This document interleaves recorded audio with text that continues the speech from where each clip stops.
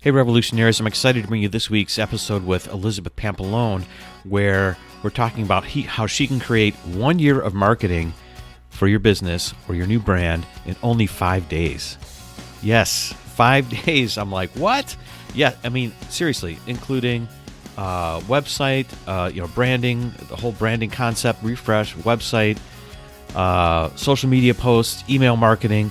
She creates the whole thing with you in 5 days, and it's ready to go throughout the year. She creates 1 year marketing in 5 days. Yeah, I know. I didn't quite believe it when I first started talking to her either, but you're just going to have to listen to the episode to hear how she does it and what her approach is, and I think it's pretty phenomenal. You know, I've been talking to so many people lately that, really kind of understand or have this urgency now to reinvent themselves or create a new product offering or create a new brand for their business. So I really think that Elizabeth's approach is really timely. So really like what she's doing. And speaking of marketing, I've decided to put together what I think will be a digital download for everyone. So, if you're a new listener out there, or if you've been listening for a while, I'm sure you're interested in trying to figure out maybe how to reinvent something in your life. And I think that, I'm not sure what it's going to be yet because I'm still in the process of putting it together, but I think it may be something about kind of getting ready for reinvention or priming or something like that, because I think that's the toughest thing, is to kind of get to that point where you're really ready, or your mindset is open enough for reinvention. So yeah, keep an eye out for it. I guess today this was a little teaser announcement. I didn't expect to share it, but I thought I'd just get it out there. All right, that's all I got for now, so let's get to Elizabeth's episode. This episode of Jim's Reinvention Revolution is brought to you by MGS Graphics, a graphics production support firm delivering services to ad agencies, graphic designers, brand managers, retailers, and product manufacturers worldwide. MGS Graphics is not only reinventing, they are revolutionizing graphics production support. So how do they do it? Well, they free up your team to focus on big ideas while MGS Graphics handles the execution. Their skilled experts are ready to jump in when your project load spikes, so you can avoid the headaches and extra overhead cost of hiring new staff. Plus, you won't lose out on work opportunities because of delivery and production timelines. Did you know their skilled staff of professionals use the best and most widely used graphics software on the market? And when it comes to project management, MGS Graphics provides the highest level of customer service by assigning you a dedicated project manager. And they use the industry-leading project management software to ensure all communication, deadlines, and deliverables are met. This allows teams and clients to collaborate with each other in real time, no matter where you are around the world. Need more than just production? MGS Graphics also has a fully staffed creative team. Ask about their design services and agency partnerships.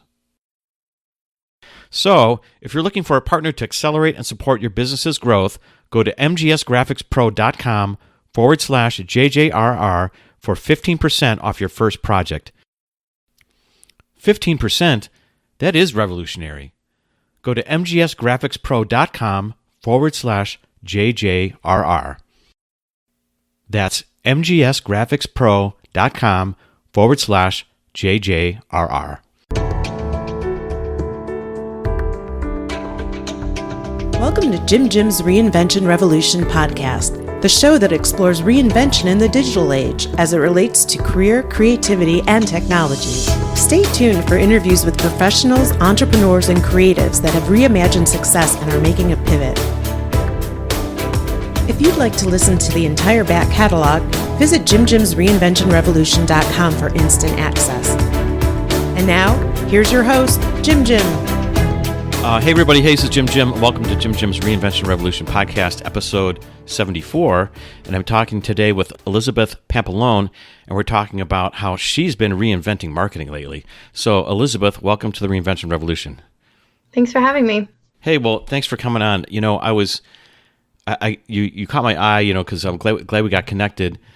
But your approach to marketing right now is kind of spoke to me, because I'm thinking about marketing the podcasts in a little bit larger way this coming year. But also, things have changed so much since I started kind of getting into the digital world. And things have changed in marketing so much anyways over time, like with Facebook and all these things. But you've got this different approach where you're trying to boil it down into creating an entire year of marketing in 5 days, which seems fanciful to me. Like, I don't think I believe it really.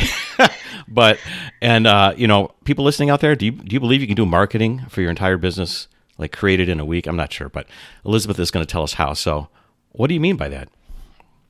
Well, I get a lot of unbelievers, and I always convert them. So okay, it's good. okay. All right, good. It's a common thing. Okay, good. Well, you got to convince me. yeah. I'm actually more of a persuader, not a convincer. Okay. So good. I like that. I hope to persuade everyone that this is a good way. Right. Now, there's a lot of marketers out there. There's Yeah. a lot of gurus out there. Right. And I'm not saying that this is the only way ever, nothing else works. I think that when you do that, you really close yourself off to good ideas. Okay. So I feel like this works for the people who want it to work for them.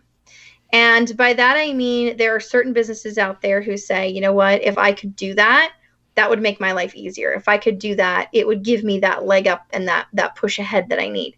Mm-hmm. So it's not necessarily for, Apple. Like, they can't do that. They're constantly coming out with things. They're constantly, they have their own strategy for that. Sure. But for, Joe's Plumbing or Elizabeth's marketing agency or whatever it is that you're doing that's that small business, homegrown, up to 50 employees, mm-hmm. It works. It really does.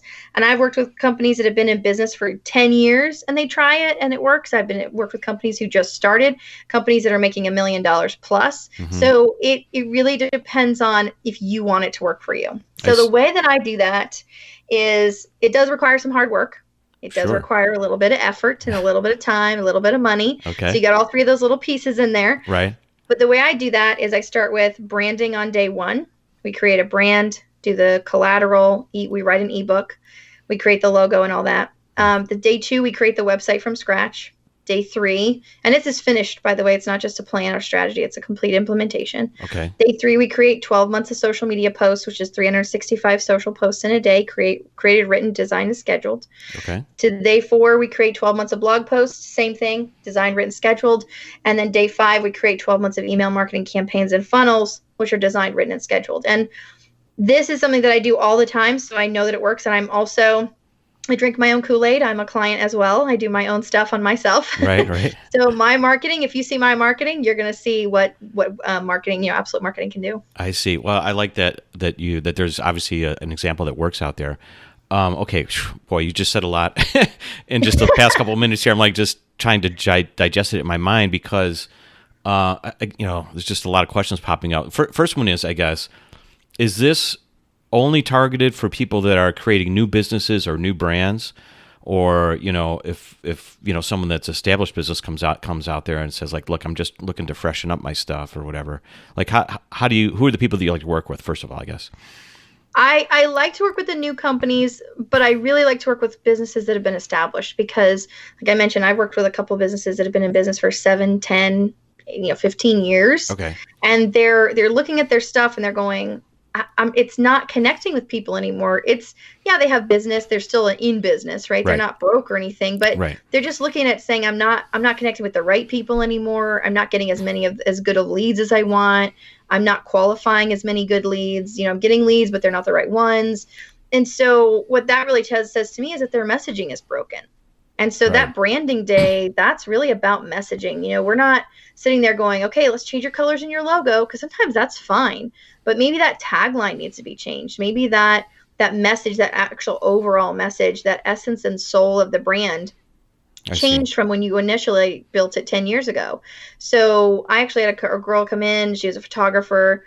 She was like, I have a brand already. I have all this stuff already. And I was like, okay, well, if you're open to it, let's just look at it. Like, we'll lay it all out. Right. And as we started to look at it, she was like picking at it. She was like, well, I don't want to change everything because I'd have to change everything, like her business cards and all that. And she goes, I don't really want to do that, but I don't like this. I'm really not happy with that. I'd rather it be, and she kind of started going in this different direction. She wasn't going to change her name of her company. She wasn't going to really change her overall brand, so to speak, but we did make some tweaks to it. and it just freshened it up, livened it up. And we also changed her message. And when she took her new message, we went to a networking meeting after that. This was about 2 years ago she did this. We went to a networking meeting together afterwards. And she goes in, she tells her new 30 seconds, which has her new message in it. Mm-hmm. And people just, like, it was like an audible gasp in the room. Oh, really? People were like, that's interesting. Oh, like you could feel the energy was different because people were like immediately connected. Yeah. So before she would just say what she does. I'm a photographer. I help people, blah, blah, blah. And they were like, yeah, okay, whatever. Because they'd heard it a million times. Sure. And when she just said this new message, it just connected immediately. So I can see that as a really powerful thing. And so even if you already have a brand, I'm not there to dismantle it, sure, but I'm there to make sure that it's connecting in the right spots. I see. Well, one of the reasons why I asked you was because, the way I'm looking at the world and thinking about things, and just, obviously I'm self-interested in here to kind of learn how to approach these marketing challenges, because I'm not a marketer by trade, but I've been in business and in the engineering world a long time. But things are just changing so quickly that I think every few years you got to have to really, really sit back and reassess your messages, right? Even the avenues of where you're marketing on, like, maybe 10 years ago starting, people discovered, Facebook, and it was enough to have a Facebook page. That was enough, because it was like so new and interesting that people thought that was like really cool. You got a Facebook page, and that really connected with people, right? It was like the big bang for the buck. It was, free basically. You put a few texts up, a few pictures, but now we're used to that, right? And so that's not as impactful anymore. And you thought like, oh, I can make 3 posts a year. That was fine. That was super ahead of the game. Now you have to post a lot, or in a different way, right? That's why I think it just really struck me as like, okay, for me, the marketing of the podcast, or just the other things I'm trying to do with my other consulting business, it's so kind of overwhelming when I think about what I really need to do for marketing. And it's like, it's more intense now, but I know there's systems and people like yourself out there that can really boil it down and use the efficiency of all the tools that have been created since about probably 10 years ago, just more recently, the automated kind of tools. So what I'd like to do is maybe go down through your 5 categories of marketing, the way you base your marketing solution on, right? And talk about each one of those a little bit more specifically, and think like, what's kind of like the state of the art? What are you doing to really, first of all, help the client define what they're doing, but then also like implement it? Like, is there a special tool or software? Because I'm still not quite believing. I'm not totally sucked in yet of how do you do this in a day, but then it's working for you for the rest of the year. Yeah, so let's start with branding. I mean, we just talked about it a little bit, and I gave, just a nice example there of someone who'd been in business a while. I also had another client come in, and she'd been in business for 7 years. Her and her husband had been running the business. It was a medical services type company, and they helped people who came out of the hospital and brought them their medicines and did some stuff with medication management, stuff like that. And she sitting with me, and we're going through her messaging, we're going through redoing her brand, and we did change her brand. We changed the name a little bit, like just slightly, because it was a little confusing before. So we changed the name a little, changed the tagline, redid the branding, that like the colors and the way the logo looked. Right. And so we did really overhaul her, and she was ready for that. And she sat back at the end of that time, and she just looked at me and she goes, I have a real business, don't I? And I was like, yeah. I mean, you've been in business for like 7 years and you've been making money. So yes. And she just looked at me and she's like, I didn't think of myself as a business owner before. It was just me and my husband. We were just doing stuff. Right. And so I think that when you find that brand that really solidifies who you are, and that, like, you just know in your core that this is you, or this is what you're trying to accomplish as a company, as a business. It just gives you that sense of like accomplishment and forward thinking. And there's no like software that can give you that. It's about the hard work of sitting there and brainstorming through it and having the ideas. I mean, I've gone around with people before where we've sat for 3 hours and talked about one word. Is this the right word for you or whatever? And sometimes it's not. And they'll be like, oh my gosh, that was such a waste of time. And I'm like, no, we got that out of the way. Like, we've moved on now. Now we can move forward with clarity, Gotcha. And so there's not, with branding, there's not really like one special technology or anything. It's mostly about getting them the right pieces of collateral as well. So I actually build an ebook with my clients on branding day to actually give them something that's tangible that they can give away as an email magnet, lead boss leader, some people call them, or whatnot. But sure. Just finding that one thing that they can say, oh yeah, that's easy. I could do that in my sleep, or I could write that up in a second. Right. And it's something that they don't even mind giving away. They probably tell 10 people a day about this process or this checklist or whatever. Right. And just putting it on paper and getting it nice and looking nice. And then when we do that website, now we can actually put it into the website using email marketing. So gotcha. Okay. It's something really quick and simple. That's branding. And you really try to define it, tweak the brand, and produce that ebook all in one day? Yeah, we do that in one day. Oh my God. Okay. All right. I love it. Okay. All right. So what's next? Websites. Okay. So website is next after the branding, after branding day, website day. So what do you do for that? I have several different ones that I use depending on what the client is trying to accomplish.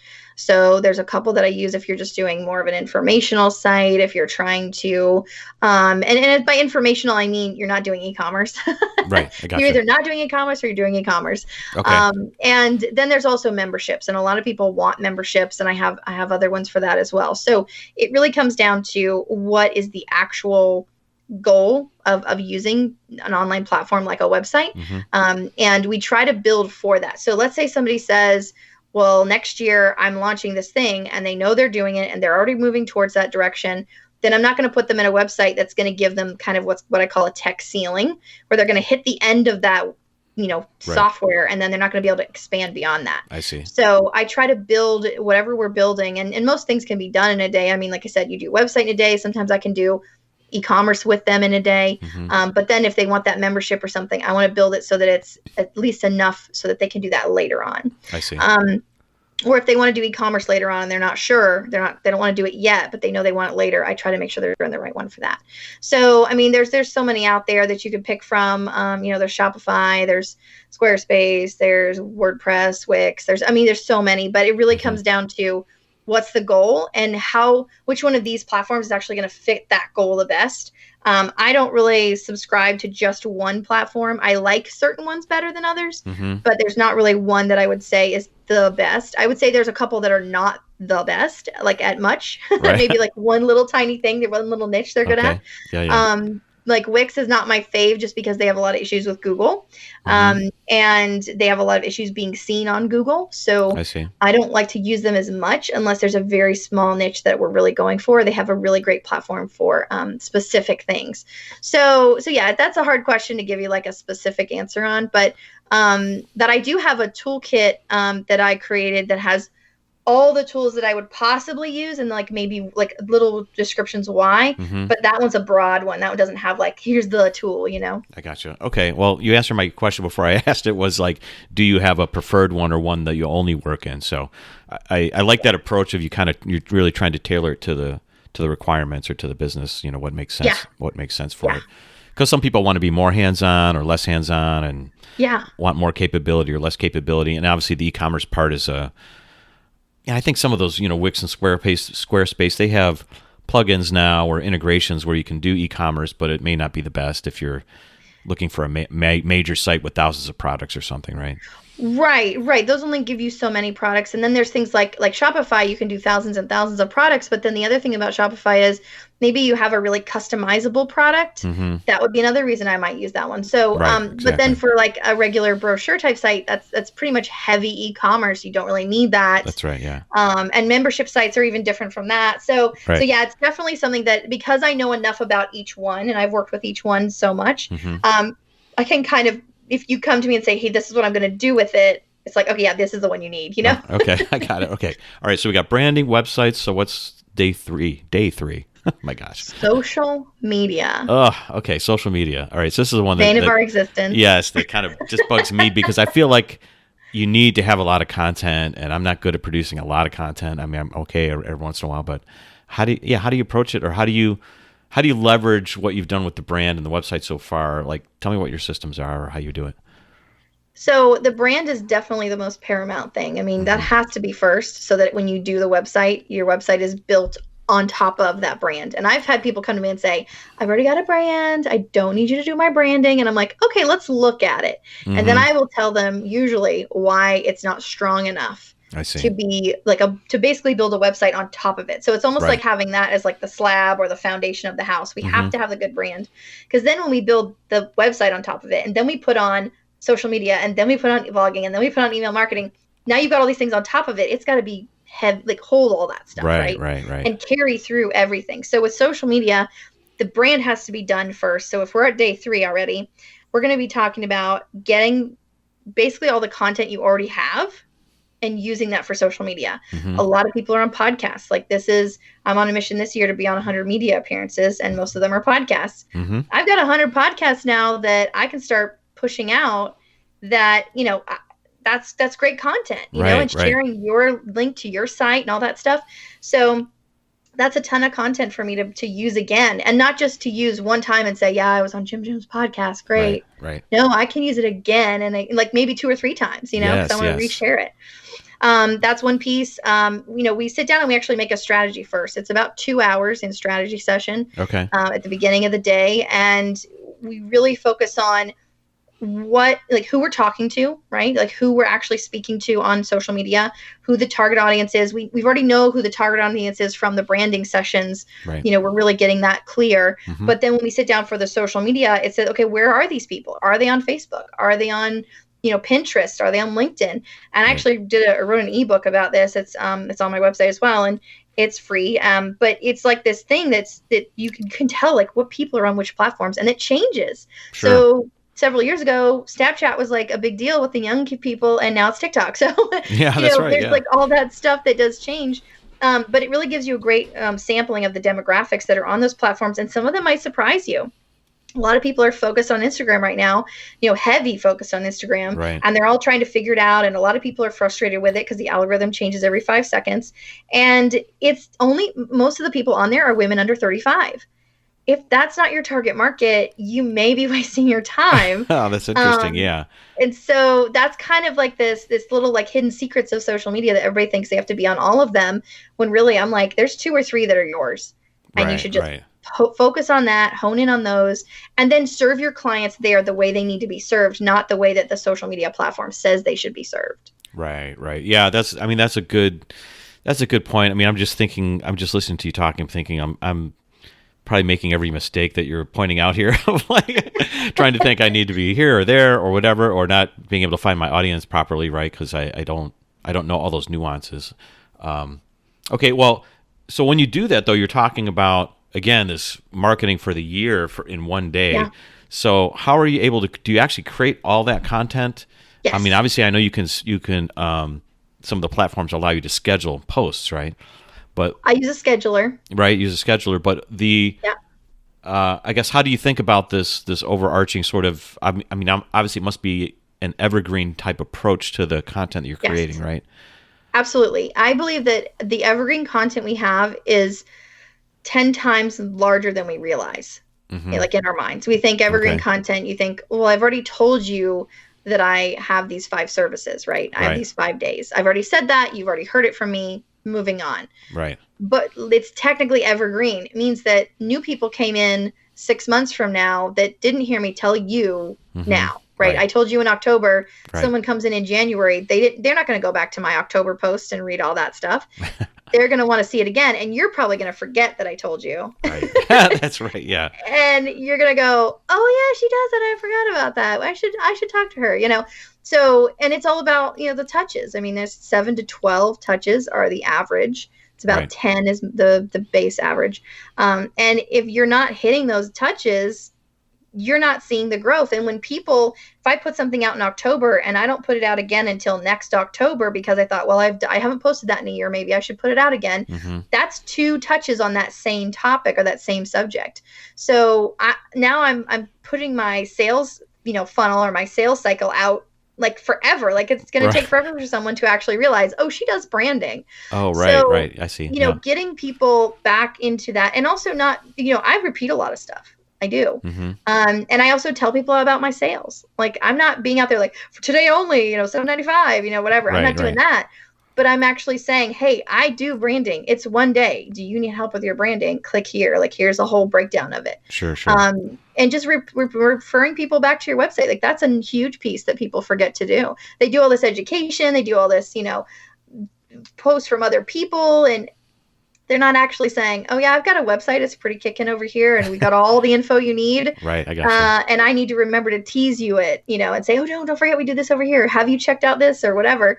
And most people don't do that. And it's unfortunate, because they're losing a lot of traffic. Yeah. I see what you're saying. And that's something that I'm just starting to wrap my head around is like, yeah, I was kind of the guy was like, well, I said that already. I said that already. Yeah. But you forget that, like, not everybody even sees it when you post it the first time. Maybe just a handful of people see it.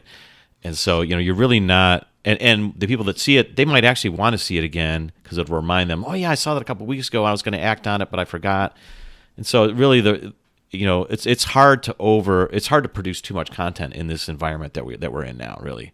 It's kind of the point. So that's kind of interesting to figure out. And if you do it evergreen, then you can kind of really get a big bang for the buck, right? And this really, people always say to me, like, well, what if something like COVID happens? Then what do I do? It's like, well, you post about it. It's not. This isn't precluding you from posting more. Like, right. This is just right. This is just one avenue of like, I can take care of this chunk of marketing for the year. With these handful of days. It's awesome. And now that, you're freed up from that. You're freed up from that everyday post, right? You don't have to post every day because it's doing it for you. Right. Now that you're freed up from that, you can sit there and go once a week or twice a week or however often you want, once every 3 weeks if you want. Hey, I've got some creativity right now. I've got a few minutes. I want to post about something awesome. I want to do a live. I want to, you have that creativity. You kind of pepper in little, teasers and stuff like that. If something exciting happens, if something terrible happens, like, it's up to you to kind of throw that in as things happen. But now you're not worried about the thing that happened and then dealing with the thing that happened and then posting for tomorrow because nothing's happening tomorrow, but you need to post something, So it's kind of taking that like weight off of the, you get to kind of jump off the hamster wheel of social media. Yeah. It's like, it feels like I need to do something again today. Okay. All right. So that's social media. So what's number 4? It is blogging. Email marketing is day 5. Okay. So blogging is day 4 and email marketing is day 5. Gotcha. Okay, blogging. So do I need a blog? Who needs a blog out there? I mean, I use a blog as the podcast when I post my podcast. I post it in blog form. The podcast is kind of like an audio blog anyways in a way. But do all businesses need blogs? Or this is, something that, me if I'm just running a larger business, it's always a question of like, how do I do this? And how do I create all these posts in one day? Again, like, are you creating 27 articles in that day, to post a couple of each month? Yeah. So you create 12 to 24. I think 1 to 2 blog posts a month is sufficient. Okay. And it's mainly for SEO. Okay. A lot of people don't realize that they put stuff on their website, but then it's just there, right? It's always there. It's the same. They don't really change it too much. But their blog is what tells Google, hey, we got some new stuff over here. You should check us out. Mm-hmm. And so that little tweak every month, that little trigger for Google every month to come over and like, look at what we've got over here. It's really about providing basically content that you're probably providing to your clients on a verbal basis, but you need to put in written form so that Google will see it and then Google will serve it when someone basically verbally asks Google a question. I see. Okay. Now, that's a good question. Maybe you know the tech on this. So I know that voice is becoming a bigger and bigger thing, like people searching in Google using their voice, right? If you search like that, does Google's searching their written content, but you're using voice to search, right? Yes. Yeah. And basically it converts it to, speech to text. Right. And then it searches the text form. Mm-hmm. Right. So that's like I guess that is sort of an insight into how to write the blog post. I guess that's where I was kind of going with that. Yeah, a little bit. Like, and it might be about more conversational or something, right? Yeah, being realistic. A lot of people, the blog posting thing before that we used to kind of follow was, well, you got to do, 7 things to this or 7 ways to never miss a date with your, best friend. I don't know, whatever. Like, it's just weird, like random three ways to make sure you're making $1 million a year or something like that. Right. It's like those kind of things. And it was never like, I don't search that way. Right. Okay. Here's the point. Exactly. Right. Yeah. Like, it's about thinking about, and I tell people you need to think about yourself as a consumer. Everything we've talked about with branding, websites, social, blogging, email marketing, everything that we're going to talk about and that we have talked about today. Yep. You have to remember that you are human. You do right. human things. Yep. And you basically have to reinvent the way you're thinking about it and change that, because a lot of people think, well, I'm a business owner, I have to do social media this way. But really, then you think to yourself, I really hate it when I see other companies doing this. Mm-hmm. So don't do it. Like, don't do it. It's Right. not necessary, because your clients are going to think the same thing about you. Oh my gosh, I hate it when she posts that. Oh my gosh, I hate it when she sends me 30 emails in a day. Like, you just want to do something that your consumer would also do, but meaning that you would also do. And I find a lot of people are actually in their own demographic. Sure. Yeah. Like, you're probably serving people that are similar to you because you were in a community, you saw a need, and you tried to fill that need. Mm-hmm. And so you're probably within your own community of demographic. And I'm in my own demographic for sure. Mm-hmm. And so I just kind of sit back sometimes when I think about I'm doing something. I'm like, oh, I've got to do that. Well, would my community want that? Would I want that as a person? Right. Probably not. Or if I do, then I got to do it. I got to make the time or whatever. So definitely think about yourself as a consumer first. I gotcha. I like that. Yeah, I think it has changed. Again, it's sort of like, go back 10 years and there was a very different concept about blogging or what it was going to do for you, et cetera. And now it's like, it's just, you might want to just stop writing those articles the way you were writing them and rethink how you approach it. It's pretty interesting. Okay, so number 5 is email marketing. And so what do you do with email marketing? I say funnels, but I don't like funnels. I don't actually believe in funnels. All right. I say funnels because a lot of people don't know exactly what a funnel is. And so they use the word kind of liberally. Mm-hmm. So I try to use the word to let people know, yes, we can do that, but really it's a different way of doing it. So when I say funnel, I mean when someone signs up for your ebook that we've already created on day 1 and we put it on your website that we created on day 2, we're now bringing all that forward to day 5 and we're saying, okay, let's hook this up with our email marketing. Mm-hmm. So when someone puts their email in, they get a nice little welcome email. It has a link to your little ebook. They can download it. They can read it. Awesome. Mm-hmm. Maybe they don't download it. Maybe they don't read it. Maybe they leave it in their inbox and they forget to look at it and 10 things happened and they got to take the kids somewhere and blah, blah, blah. So then a week goes by, or maybe 3 days or 5 days or whatever interval you think is best for your audience's lifestyle. Right. That goes by and another email goes out to them.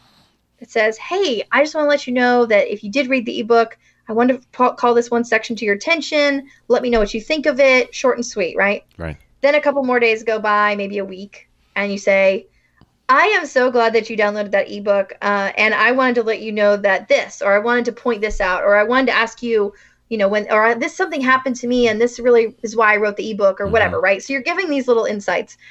And so you have this like 4 or 5 email sequence that goes out after they've signed up. And it gives them this little touch point, right? Again, those touch points are so important. Right. So I'm giving them these little nudges to say, hey, don't forget. And especially if it's like a checklist or some kind of workbook. Did you fill it out yet? Have you tried this page? Have you tried that page? Mm-hmm. And really giving them insight into, giving them an encouragement as well to say, hey, keep going. Like, you can do this. Don't forget about it. Right. It's important. And so that's kind of what I consider a funnel.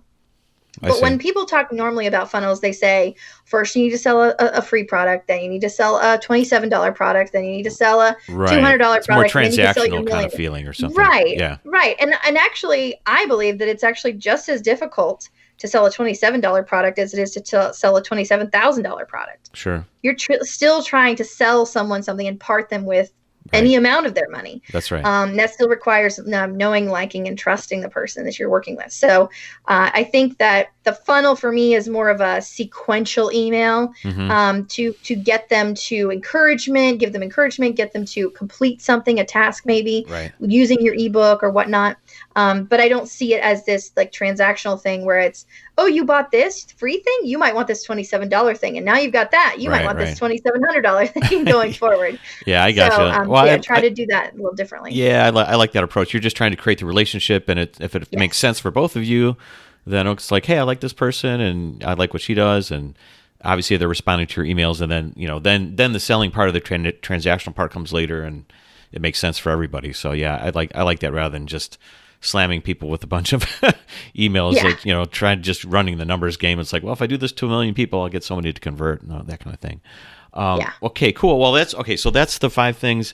It's wild to even think about that I could do this. Maybe, obviously it's pretty intense 5 days, I guess, when you get together with someone, but to have that content produced and your brand tweaked and your efforts kind of focused in just a week, it's pretty powerful to have that play out for the rest of the year. So, even if you took a week of prep in advance, like as the business owner, and then you obviously get together and maybe you do another week to decompress or figure out how it's all working or whatever. I actually don't make anybody do any homework before or after. And I almost require that. Yes. Oh, okay. And it's because I want people to come in. I basically say, bring your mess and we'll fix it. Okay. I like that. Because it's easier to deal with a mess than a semi-organized mess. I see. Okay. So it's like, hey, let's just start cleaning up each piece. We'll rather dig each one organize out. it in your way. Yeah. Yeah. Okay. Yeah. And actually fix it piece by piece rather than, well, I kind of fixed this and I kind of got that together. I have a checklist I send out for the people that are like type A, like me. They're like, no, I need something to do. I'm like, if you have these items, gather them together, put them in a little basket, bring them with you. But if you don't have these items or you forget, I've had people literally walk into my office with their computer and they're like, I didn't do anything. I was too busy. I'm like, that's fine. Let's get started.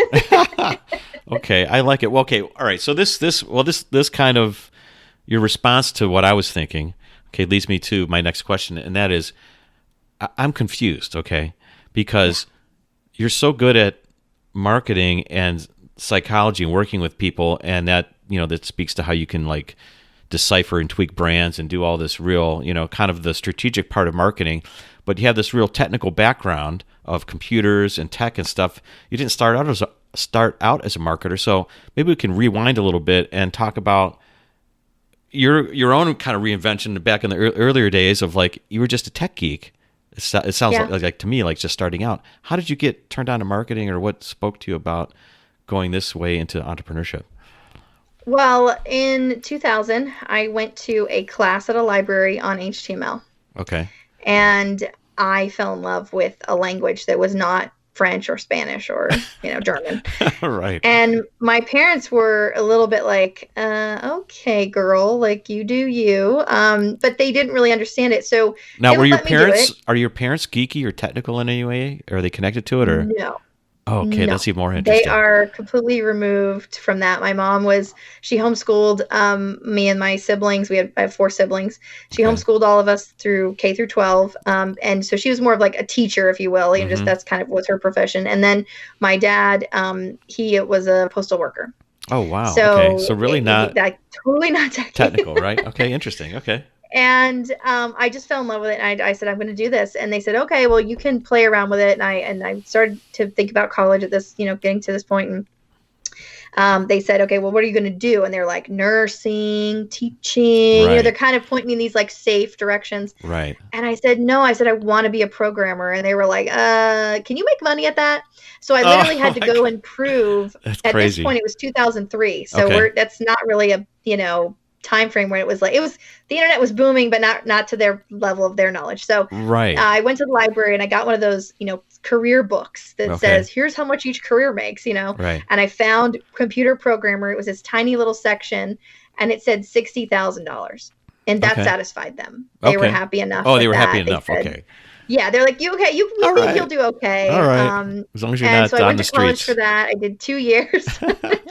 And I was one of the few women. I was one of 2 women that actually finished the class and actually graduated. Wow. Okay, so this is a 2-year program you went to? Is that what you said? I went to a 2-year program. Yeah. Oh, fascinating. I mean, this is kind of cool to.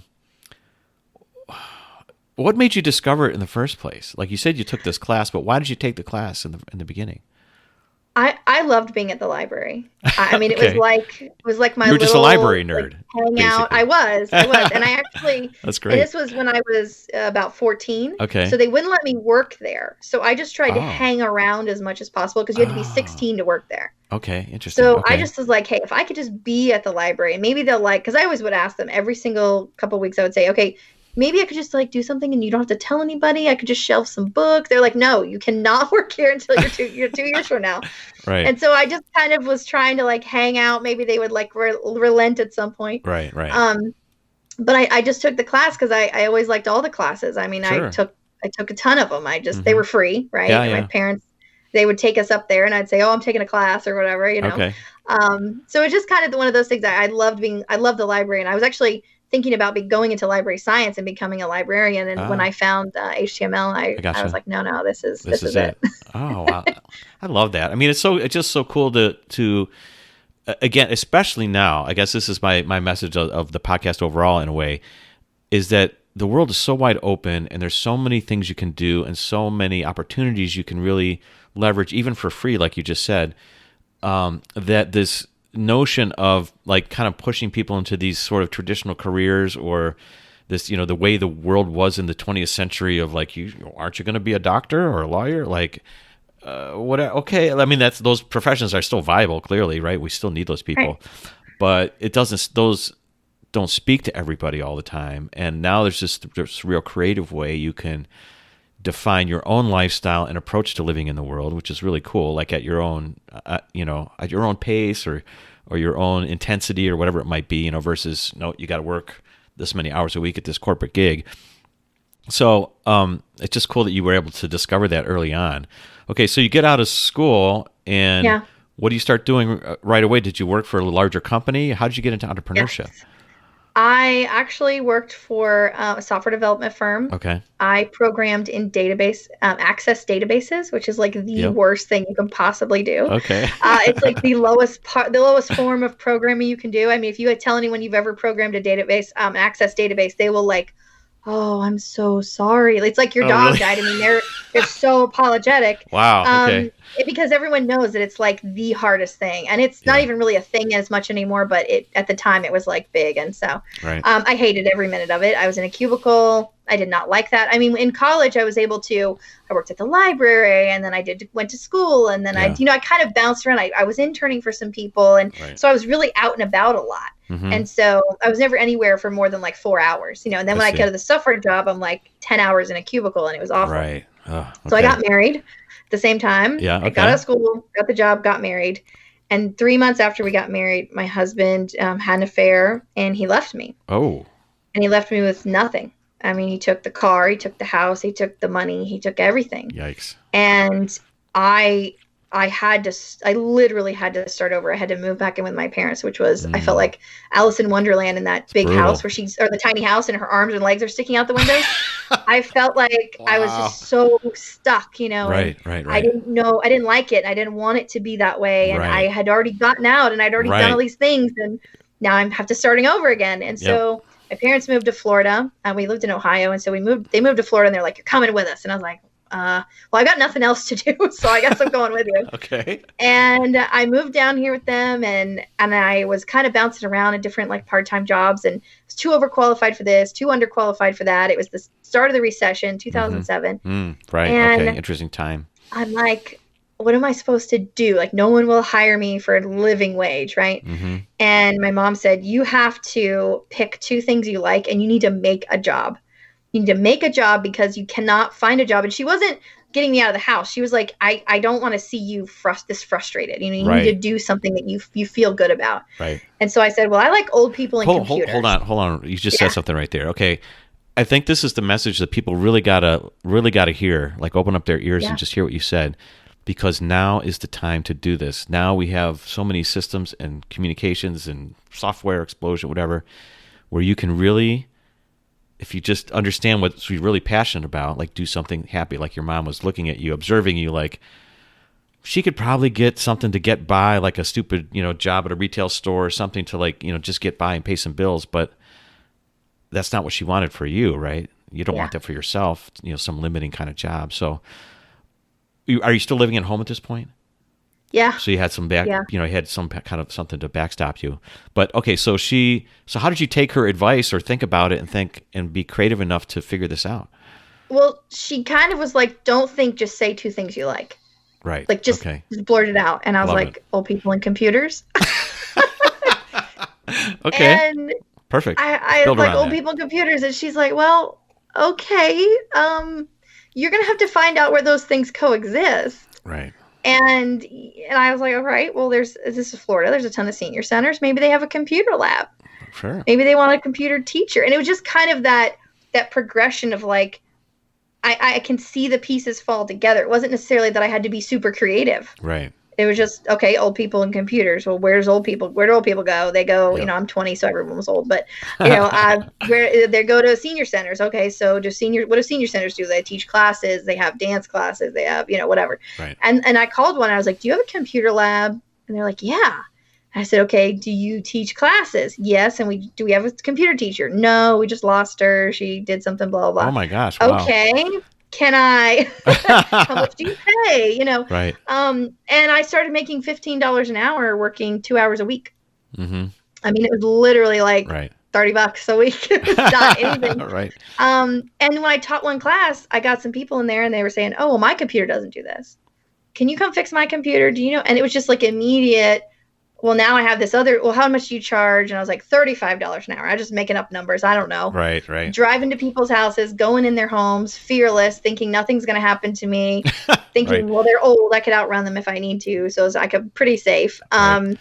And so I'm just going forward. And I didn't even think I had a job or like a business until I was like 4 years in. I didn't even think of myself as a business owner until that point, because then I started meeting other business owners and going, wait a minute, y'all do this? Like, this is a thing, and realizing that I had a business and you're kind of there, but probably feeling like it's so fun and interesting. It's cool that you make money, but it's sort of a hobby or something in your head, probably, right? Yeah, that's absolutely. Cool. Oh, fun. All right. So you're 4 years in, it's all turning into a real business for you. Where do you go next with it? Because you're still kind of in the tech vein of fixing machines and dealing with software. Yeah. Well, I'm marketing myself. Okay. And I'm having to market my own business and really get myself out there. So I realized that there's other businesses out there. So I start going to networking meetings and I start realizing there's all these other avenues out there for marketing. But as I start doing that, I start getting more busy. So I'm busy with clients, but I'm also busy with going out and doing things with people and meeting people. Mm-hmm. And I'm realizing that I'm not posting on social. I'm not keeping up with my blog. I'm not doing these things. And so I start developing these little formulas for myself to market. And that's why I say I'm kind of the drink my own Kool-Aid person. Like I did this for myself originally. It was just my thing. Nobody needed to know about it. Right. And I started kind of going back to my childhood because my mom actually had several businesses when I was growing up. Oh, okay. Interesting. And they were like little home-based businesses, a couple MLMs, one she did by herself. She actually wrote a book. And she did these little things and she just did it in the local community. It wasn't really like she was far-reaching or anything. Mm-hmm. But I remember people coming to the house to buy supplies because it was all craft-based type things. And she would have the supplies and they would come over and I would sell them stuff. Because to me at the age of 7, I was fascinated about why people bought and why they didn't and why they would say no. And how could I persuade them to say yes? Oh, because you wanted to help your mom. You're like thinking like a little kid, right? Right. And I was like, if fun. I listen enough, because they would be adults talking and I'd be the little kid standing, next to them, like not doing anything. Right. And I would just listen to the words they said. And they might talk about their son who was graduating or whatnot. Mm-hmm. And my mom did a scrapbooking stuff for a while. And so we had stickers of graduation hats and little things that went with that. Right. Mm-hmm. And so the lady would be about to leave and I'd say, oh, Mrs. So-and-so. And she'd say, oh, you're so cute. See, I heard your son was graduating. We have these stickers that are graduating. And I'd like go into this whole spiel just because she said this one little thing. Right. And she would look at me like, okay, little girl, like, well, I don't need that. And some people would say, well, I don't need that right now, but thank you or whatever. Mm-hmm. And I would take that as like, okay, maybe I could have done that better and like kind of analyze it myself. But I just kind of went back to that and I was like, I can do that again, like in my own business and do that with the marketing that I'm doing now. And that actually led me to, fast forwarding to where I was at this point, 4 or 5 years in, mm-hmm. I started networking 3 times a day. I wanted to become the most well-known person in my city, which I did. Wow. I started building my business. And then once I realized there were other businesses out there and they were like, well, how do you market yourself? You're so good. You're out there all the time. And mm-hmm. how do I do that too? I started helping those people and charging for it. And then that's kind of what became the agency that it is now. I see. Sort of morphed into it. Wow. That's so interesting. I mean, so what do you think about it? Like, would you have imagined that you'd kind of been here? Did you have like a overall inkling of like, I want to be a business person or this and that, or it was just kind of really an evolution? It was totally an evolution. And I have had to reinvent myself, my thinking, my mindset at least 10 to 15 times in the last, I would say like 20 years, because right. I've had to when I got married, I had to reinvent what that was. When I, went through the divorce, I had to totally reinvent that. When I got remarried, which was about 10 years ago, I had to reinvent then, because now I was a wife again, and I had to balance that with my business that I'd already started. And, when I started my second business, which was the agency, I've started several other little businesses in between there as well. And so with each iteration of things, I've had to totally change my mindset, but I'm always focused on what's happening today, what's happening right now. And people ask me, what's your 10-year plan? What's your 20-year plan? I'm like, I really don't know. I cannot tell you. I'm worried about, I might have a goal and say, okay, next year I want to do more speaking, or next year I want to do XYZ. But really my goal is today, who am I serving? How can I help someone today? How can I get them stepped forward in any way that they can move forward, whether it's working with me or me giving them a resource or whatever.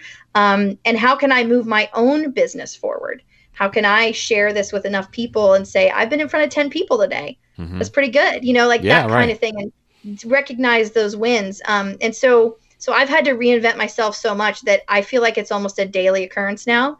It's like, oh, interesting. Well, that's not working. What am I doing now? What's next? And it does kind of hinder me a little bit. It's kind of partly my blessing and my curse, because then I'm always moving forward. I'm never looking back at all the accomplishments I have. And I think that's one of the reasons I try to go on podcasts, is because I get interviewed and I get asked about my past and asked about those past accomplishments. And I feel like I use that as almost a reminder for myself, because I don't look back like that. But when I'm kind of forced to and ask that question, it's like, oh yeah, I have done some pretty cool stuff. Well, I really think this is a great approach, and I kind of realized, looking back myself now, that it was always kind of my thought that this success, like a lot of people kind of focus on the end goal or the end consequence, right? Of that you got that big house, in the hills, or you're driving that big car, whatever. Like these outward kind of expressions of success, and I've never had any goals like that. I've always just been like, I'm having fun today. I've just been a little bit more in the moment, and I think that kind of like the success is a consequence of doing things that you like, serving people, having fun, like bringing something to the world, right? But it's never it's like a real Zen thing. It's never the end goal, but when you do the other things and don't think about success, the consequence is success. I mean, it's like it's hard to describe, but I just listening to him, I'm like, yeah, that's it. That's how you do it.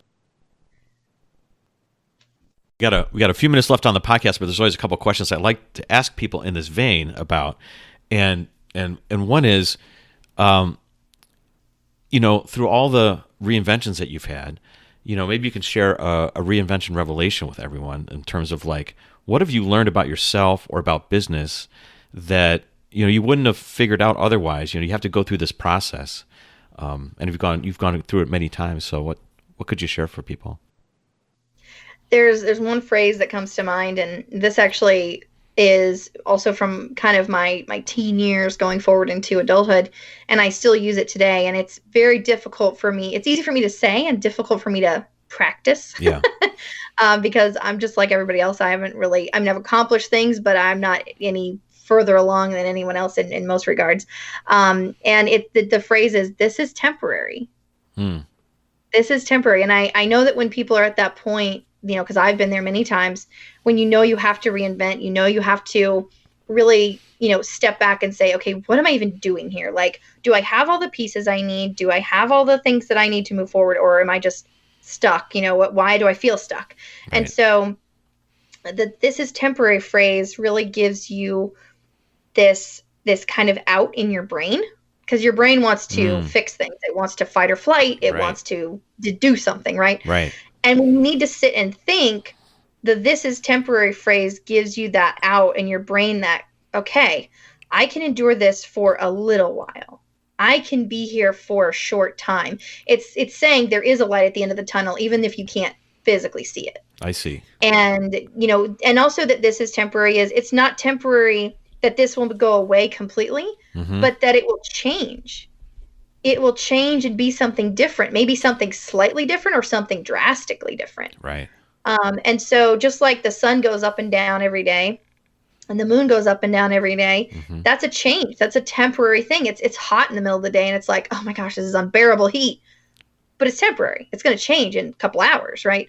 So, that's the way I look at things. And even though I get frustrated with stuff and I'm not perfect at this, I definitely have to kind of force myself to that end when I get to that point and like, nothing's working. Why isn't this happening? And just go, wait, this is temporary. Like, and how do I get out of the temporary? How do I make it maybe change faster or change differently or, change now rather than change later? And so then it's about fixing it on a constructive level rather than a bang, bang, bang, this isn't working level, Right. Well, yeah, let you kind of sit back, and I like that. It kind of lets your brain off the hook, or let that anxiety off the hook for a minute. Just say, hey, this is only temporary, right? Like, the whole world, everything is temporary. All things are temporary in the end, right? Yes. I mean, we all know that we're not going to be here forever, and you're not going to be in your career forever. You don't have to be this guy forever, or that girl forever. And so, yeah, maybe it opens up an avenue to kind of consider what's next, or consider that, no, I like where I am. It's temporary, but I want to make this last or continue or whatever, right?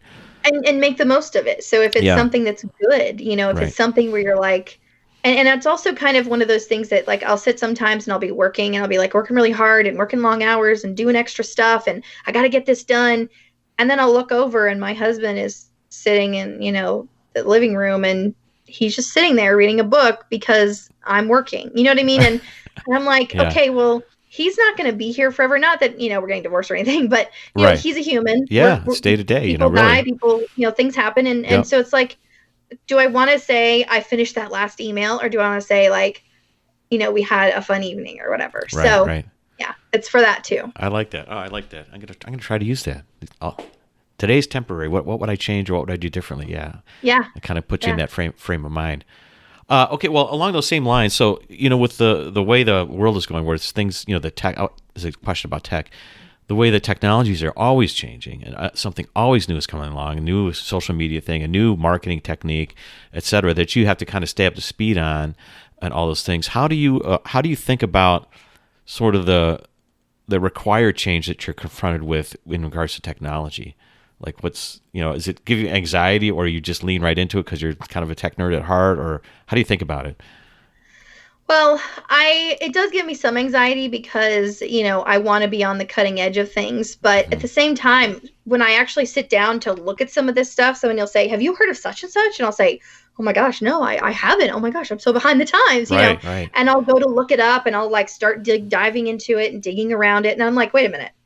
We don't need this. Like, why are we using this? Like, what is this even for? And it's just one of those things where I kind of have to fall back on my instinct. And the instinct is that we're not going to ever know. Not one person's ever going to know everything. Right. It's just not possible. Right. But the other part of the instinct is new stuff is rarely good. It's rarely ready, right? It's rarely like out of the box. Let's just use it and go. Right. I find new things a lot, and I vet them before I kind of share them with everyone else. Sure. And there's been two things in the last couple of weeks where I've actually been like, oh my gosh, this is amazing. Everyone use this. And I've actually persuaded people to use it because it is amazing.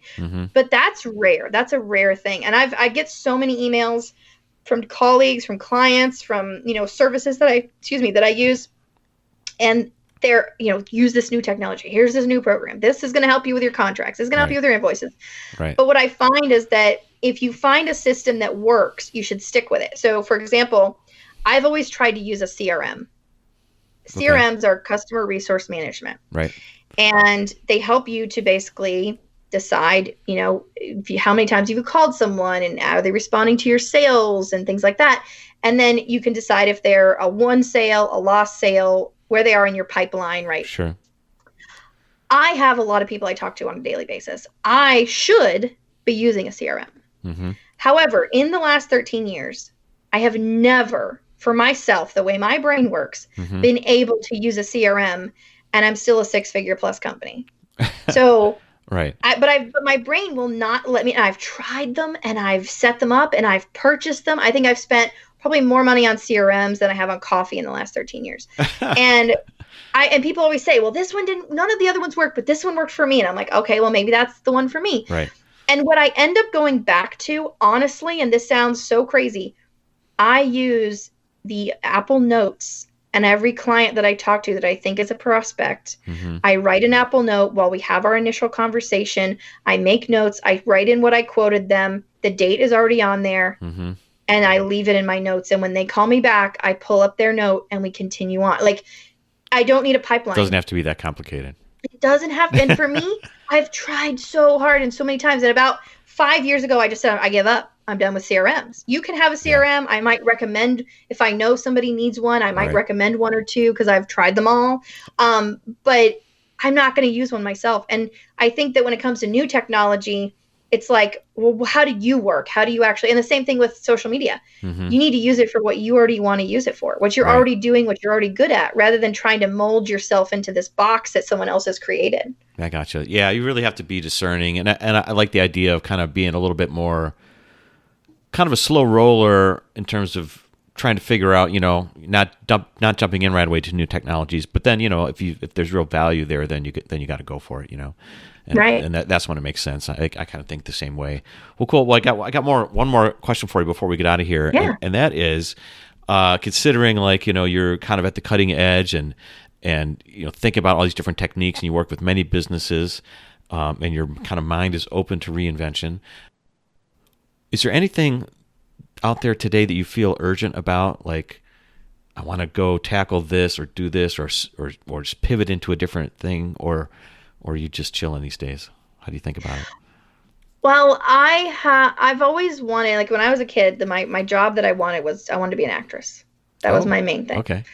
And I wanted to be Audrey Hepburn. I was going to be her. I was going to take her name. Like, I was going to do all of it. And so that was going to be my life. And when I realized that, being an actress was not probably going to be the easiest thing in the world or the most readily available to me as a small town girl in Ohio, I decided to go a different direction. And when I branded my first company, which was the computer repair company, I worked with a brander first because I'd never done anything like that in my life at that point. And so she worked with me and she said, tell me about yourself and tell me about who you wanted to be when you were a kid and all this stuff. And the first logo we did, I said I wanted to see my name in lights. And she literally gave me a marquee as part of my logo, and it had my name in it and everything. And I thought that was so cool. Like, it kind of fulfilled that for me. Right. And then I started, and when I started into my business and I started working with small businesses and I started getting out there more, I realized there was a lot of teaching opportunities because I love to teach people new things and see that light bulb go on. And I realized that there was so much teaching opportunity. I started just teaching everywhere I could, like for free. I would volunteer, and I started teaching marketing, and I started teaching Facebook, and just everywhere I could. And that fulfilled the stage part in me. Not that I had to be on a stage, like to be lauded or anything, but I wanted to share what I knew, and then other people would just go, oh my gosh, I get it now. Like, that's what I wanted. And so I think that my next urgent thing, and this has kind of been an urgency for this year, which kind of got derailed a little bit, was to be on more stages, but not for the accolade part of it, but for I can reach more people that way. And that's why I really turned to podcasting when everything kind of went down the toilet in March. Because I felt that was the best next option. I see. So for 2021, my goal, my prize that I'm kind of going after is to be on 21 stages, and not necessarily large, but stages that I feel like are making a difference, and that when I speak and want to tell what I do, or even just encourage people in that, or share with them how I do things, that it's going to make their life better, and they're going to walk away with something they can actually tangibly use. I see. I like it. Well, I love it. I mean, that's a great. I'm missing conferences and speakers, and I'm missing all that stuff right now. I mean, that was like such a great way to learn and interact and connect and rewire your brain, all those kinds of things. So hopefully, 2021 we can get back to some of that stuff. I think so. And I'll look for you out there, because that would be fun to go check you out. And I'm sure wherever you're speaking, there'll be a reason to go as well. So, well, cool. Hey, thanks for being on the podcast. Before I get out of here, tell people where they can find you if they're interested in your marketing prowess, or just, to rap about how they can be an actress with you someday or something. Where would they go? Well, you can go to getabsolutemarketing.com. Okay. And at the bottom of the website, there is a Join the Community tab. It's a new membership I just launched. It's free. I have a ton of free stuff in there right now, and it's going to be free until the end of 2021. So jump in while you can and grab all the free stuff.